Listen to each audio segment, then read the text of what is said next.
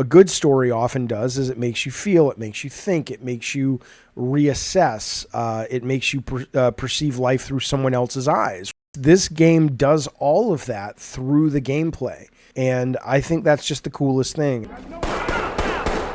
You know, and you didn't have to spend millions on cutscenes and motion capture and all kinds of super cool new high-tech shit. This is a game made by a very small team. I don't think there's a single cutscene in this game. It all happens in the immersive experience, and it's so much more powerful because of that.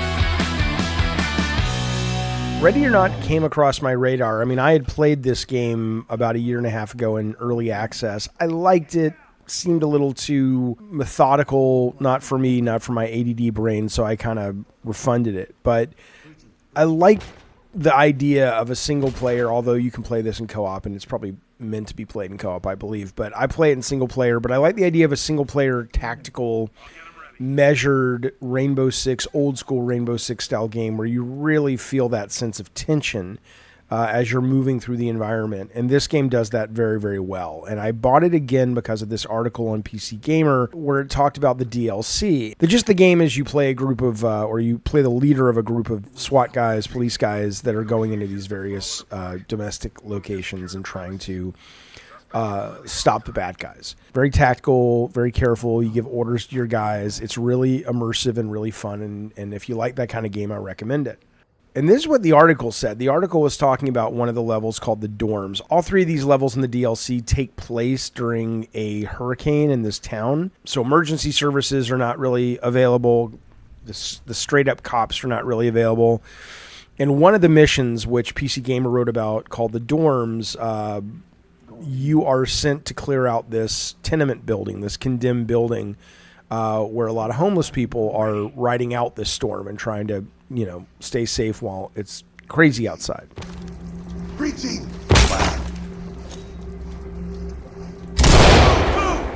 Got an opening up ahead. Get down on the ground slowly! And what's really interesting about it is it's storytelling, intentional or not, statement making without the traditional narrative or linear narrative constructs and conventions. There's no real cutscenes or anything like that. You know, going into this area that these are mostly homeless people, and there are probably some, you know, coked out of their mind people or methed out of their mind people and whatnot that wish you harm. But a lot of these people are just trying to survive, and how you deal with them. Like, the game doesn't really put its thumb on the scale. Like, it's not like the cop voices will treat the innocent homeless people any different in terms of the dialogue or anything. That's what I'm saying. I don't think this was like an intentional, let us go out of our way to make a statement kind of thing. It's just when your bad guys are basically this. Down on your knees. I'm not getting on my knees for anybody. Hands up now. Drop to your knees. Like everybody else. Police, get I down. didn't do shit. Hands up. Fuck Down you. on your knees. Down. I'm doing it. And you're sympathetic for them in a lot of ways. It makes you question. It makes you wonder, what are you doing? How are you doing it? Are the cops always the good guys? Is just following orders a valid excuse? And I don't want to sell this as something that it's not. Like I said, I don't think the team was sitting there going, we're going to make this statement that it's shades of gray. I don't think that's what this is. I just think that in putting you in the scenario of being one of these cops and having this job, it very quickly forces you to to make them the bad guys, even though intellectually you're aware. There are other missions too like this. There's a mission, you're sent into this gas station that's been taken over, and yeah, there are bad guys in there, but all the bad guys, it's made clear, are kind of, you know, drug addicts. Police. An officer on scene reported the sound of gunshots at 2345 within the main building. We can identify all 3 suspects on the scene: Andre Williams, Zion Pretlow, and Jaden Fletcher. All have their own run-ins with the law for drug-related offenses or violent crimes. Be advised, some or all may be under the influence of methamphetamine and incredibly erratic. is potentially showing their true motives to feed a lethal addiction, even with the stick-up being high risk.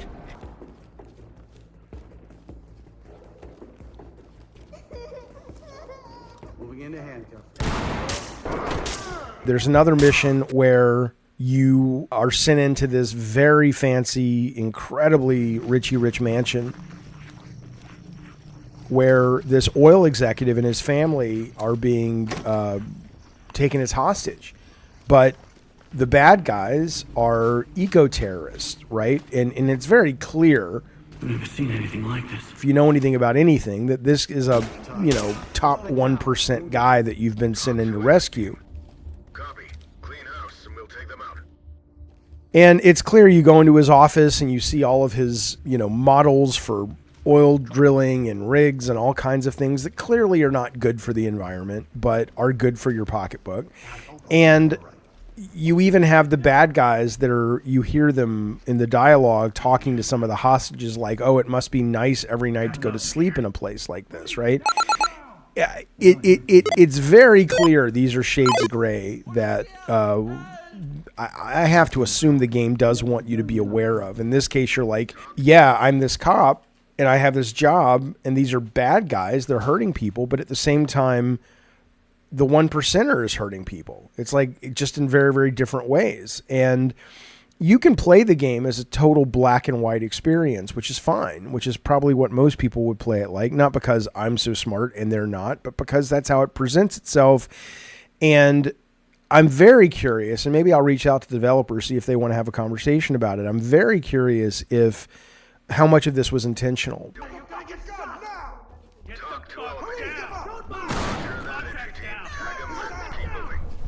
Turn around and stay still. Gotta do this for safety. Hands up above your head. Civilian ready to go. Talk.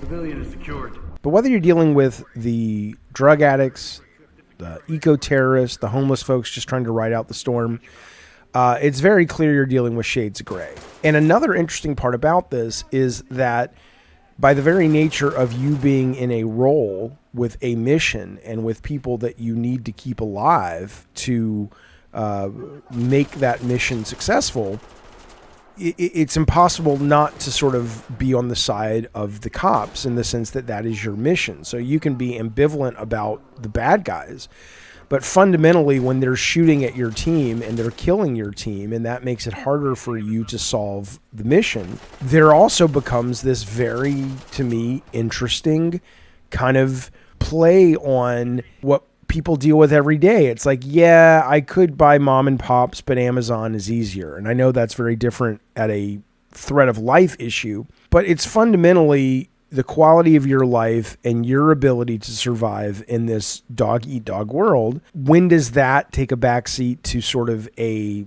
more noble pursuit of simply what's the right thing to do at a moral level? Because that's what the game asks you to do. And the game's also very interesting in that the game lets you solve every mission, and it's much, much harder.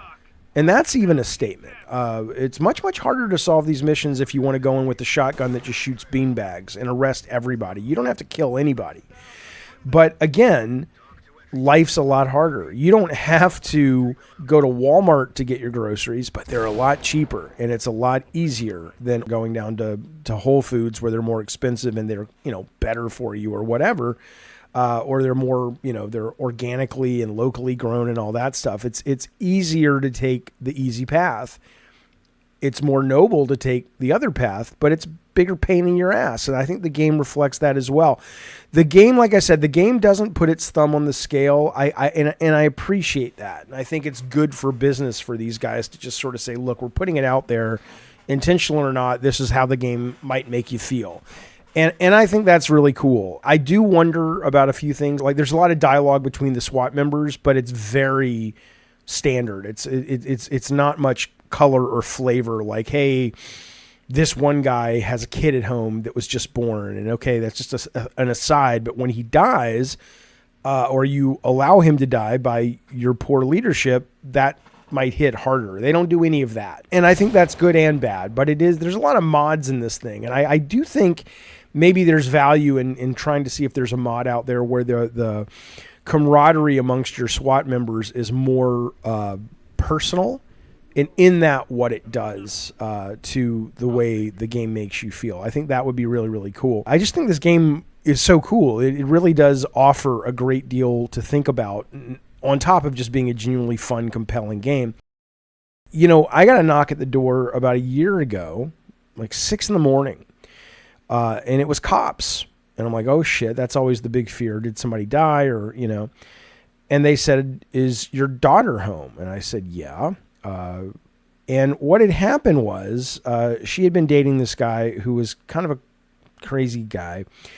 And just to sort of fuck with her, he had done a wellness check on her. And she was like, fine. She's like, came out. She's like, what? You know, so, and they went away. But what was really cool about it, San Diego has one of these pilot programs. They're not all over yet, but embedded with these cops was a social worker therapist. So instead of a bunch of guys that might be great at chasing bad guys through alleys and getting a perfect headshot if they're going to pull a gun on the cops or an innocent, they also brought with them someone who had been trained in dealing with someone who might be having, you know, some mental health issues. And I just, I remember thanking them for that. I said, I think this is such a great thing you guys are doing, because if my kid had actually, you know, if this had been a real thing and they had been needing an actual wellness check, I would have much rather have it come from someone who is like, hey, let's assess this. What's happening, you know? And so I think doing that in a game like this, especially with the state of AI coming in terms of NPCs that you can just talk to, I did find myself in this game wanting to actually go, that would have been interesting. I don't know if the game would have been as good, but it would have been interesting if one of the tools in my toolkit would have been the ability to just actually talk to these people and see if I could talk them down. I would have really vibed with that. And I'm sure that a game like that is coming sooner than later. So again, you're like, well, where's the story? It's less about a game that says, here's my linear narrative, like most games do that tell stories, and more about what a good story often does is it makes you feel, it makes you think, it makes you reassess, it makes you perceive life through someone else's eyes, right? Well, in this case, this game does all of that through the gameplay for the most part. And I think that's just the coolest thing. You know, and you didn't have to spend millions on cutscenes and motion capture and all kinds of super cool new high-tech shit. This is a game made by a very small team. I don't think there's a single cutscene in this game. If there is, I haven't seen it yet. It all happens in the immersive experience, and it's so much powerful for it. So I wanted to point this one out to you if you haven't played it or if you were curious about it. Ready or Not